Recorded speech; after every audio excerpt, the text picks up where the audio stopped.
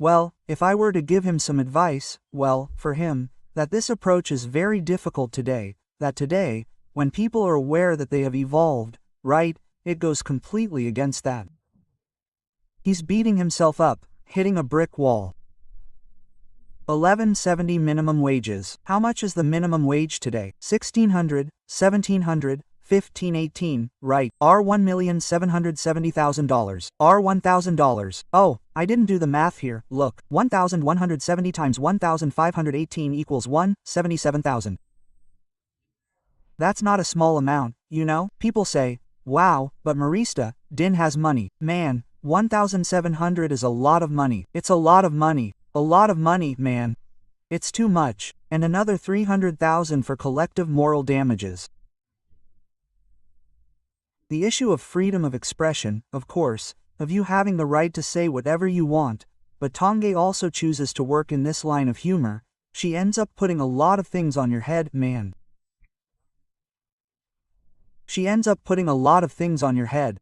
That's why I would say to him, if I were to give him some advice, that this approach is very difficult today, because today, when consciousnesses and goes and the consciousness that human beings have evolved, right, goes completely against that. He's beating around the bush. So he goes there, launches his comedy show, gets arrested, gets convicted, right? He pays millions there, gets banned and all that stuff, gets fired and all that. So, it's worth thinking about whether it's worth it, right, to keep beating around the bush. But I understand that the principle of Leo Lins and Rafina Bastos and everything else, well, not so much Rafina Bastos, but Leo Lins, mainly, is trying a lot, it's trying a lot, it's trying a lot, it's trying a lot, it's trying a lot, it's trying to stretch this issue of the issue of morality and everything else, right?